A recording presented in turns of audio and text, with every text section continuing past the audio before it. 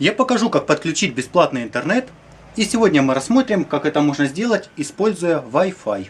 Я покажу 3 способа, как можно усилить сигнал Wi-Fi настолько, чтобы можно было подключиться к открытым точкам или к Wi-Fi роутеру знакомого, который поделился паролем, даже на расстоянии нескольких километров. Первый способ – это самодельная антенна.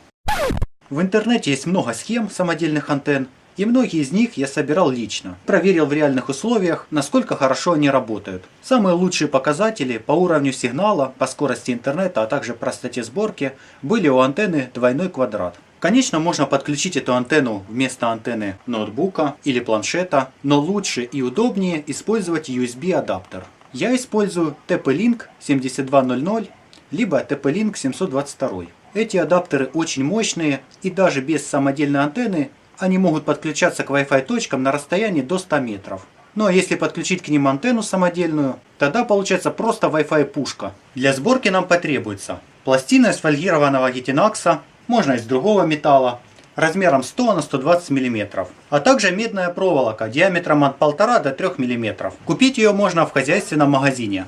Антенный кабель не подойдет, но вот провод для проводки в самый раз. Зачищаем примерно 28 см провода. Отмеряем 8 частей по 30,5 мм. Можно отметить маркером. Потом по отмеченным местам с помощью плоскогубц делаем изгибы под 90 градусов. Надо стараться делать как можно точнее. Важно помнить, что неточность где-то до миллиметра заметно ухудшит усиление антенны. Вот такая получится восьмерка. Я просверлил в гетинаксе отверстие и вставил туда восьмерку. Так, чтобы расстояние между ней и пластиной было 15 мм. Закрепил ее с помощью пайки. Антенну, которая была на этом адаптере, я аккуратненько оторвал. Из нее взял кусочек вот этот провода. Этот провод я припаял здесь. Центральный проводок паяем к этой части восьмерки. А оплетку этого провода, то есть наружный вывод, припаиваем к той части восьмерки, за которую она крепится. На каждом разъеме падает сигнал на 1 дБ. Поэтому, чтобы повысить уровень выходного сигнала на пару дБ, я из этого адаптера выпаял разъем антенный и провод впаял напрямую. USB адаптер можно закрепить с помощью скотча. Для того, чтобы использовать эту антенну на крыше, можно воспользоваться USB удлинителем. Если 5-метрового недостаточно USB удлинителя, можно использовать 2 таких удлинителя, вставленных один в один. Для защиты от осадков можно ее закрепить внутри 5-литровой бутылки. Для этого ее сбоку прорезаем, вставляем туда антенну, протыкаем 4 отверстия и проволочкой плотненько привязываем ее к стенке внутри банки. Этой щелью располагаем вниз. Направлять надо туда, на источник сигнала. Давайте теперь посмотрим, как это все работает. Проверять я это буду на ноутбуке. Эксперимент сейчас проводится не в городе, в деревне. Здесь мало Wi-Fi точек, и мы можем видеть, что ноутбук не ловит ни одного Wi-Fi. Ни открытого, ни скрытого абсолютно нет. Ну, только подключения проводные, которые когда-то у меня были, остались. Даже если его поднести к окошку, я уже это делал, но сколько я не пробовал, поймать мне ничего не удалось. Теперь давайте попробуем подключить к нему нашу антенну. Вставляем USB кабель в разъем. Ждем, пока Windows ее найдет. Может потребуется установить драйвера от этого устройства. В Windows 7 они есть, поэтому устанавливать не нужно. Можно ее поднести к окошку для лучшего результата. О, она сразу же уловила 1, 2, 3 каких-то точки. My Network, TP-Link, еще что-то там такое. Вот, и Windows их нашла. Видим, что есть прием какой-то. Но сигнал слабый и точки запаролены. 3 чифта роутера. Попробуем поставить антенну на крышу для лучшего результата.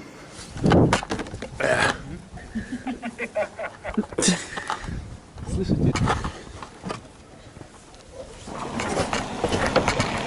Путь на крышу. Будь осторожен, с крыши можно упасть и травмироваться. Крепим нашу чудо-антенну вот по этой трубе. Саша, ровно через 3 секунды говори. Мы вывели антенну на улицу, и появилось много точек, и что самое главное, одна из них открытая. Сейчас попробуем подключиться. Заходим в Windows. Подключение. Так, что думает. Неправильный Wi-Fi попался, без интернета. Но ничего, если провернуть антенну, можно поймать еще несколько открытых Wi-Fi. Проверни антенну на 20 градусов правее. Ага, как там сигнал? Посмотри, обновлять. Другой открытый Wi-Fi. Так, попробуем подключиться. Вот он у нас открытый через меню Windows. Подключение. О, подключилось. Доступ к интернету. Отлично. Попробуем, как он работает. Зайдем в браузер. Пробуем загрузить YouTube. О, отлично, загружается. Ну что там, скоро мне можно слабить, а то я уже задубел тут. Все отлично, можешь слазить. Это турбо селфи.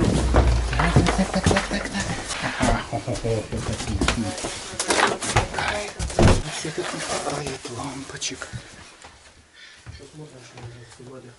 Сейчас посмотрим. Перемраться. Если сигнал слабый, скорость может быть недостаточно быстрой. Поэтому мы попробуем проверить скорость.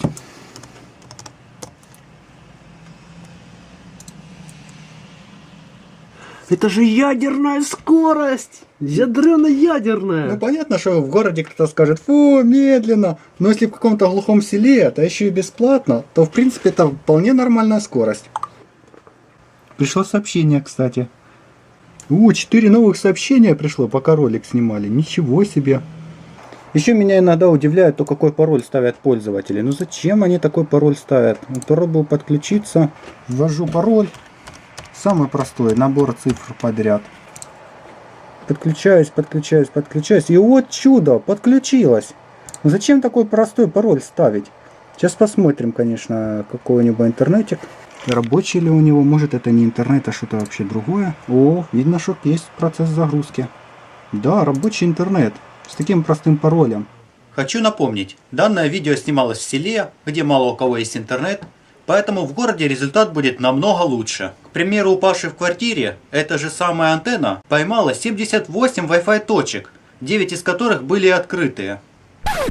Я многим друзьям подключил интернет по этой схеме, и они были довольны. Данный метод я испытал в разных селах, а также в городе Луганске, Ялте и даже Москве. И везде работает.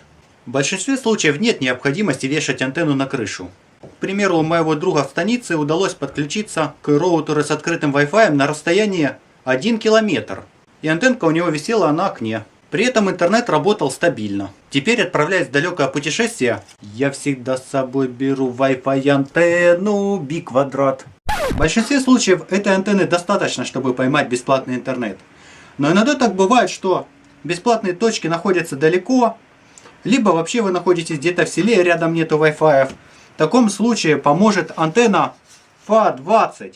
Собрать ее, конечно, значительно будет тяжелее, но зато она способна уловить Wi-Fi на расстоянии от 5 до 8 километров. Или можно воспользоваться тарелкой от спутниковой антенны, закрепив туда нашу антенну вместо головки. Но если по каким-то причинам вы не можете собрать такую антенну, то есть готовое решение NanoStation. В водонепроницаемом корпусе содержится двухэлементная антенна и мощный усилитель Wi-Fi. Он легко подключается с помощью обычного интернет-кабеля в LAN-порт. Это будет, конечно, стоить дороже, чем USB-адаптер, но поддержанный такой можно найти недорого. Ну а какие ты знаешь методы получения бесплатного интернета? Делись в комментариях. Ну а в следующем ролике я покажу, как подключить интернет, даже если нет никакой связи. Ни Wi-Fi, ни света, вообще где-то вы далеко находитесь, нету ни кабеля, ни беспроводного интернета. Я ежик.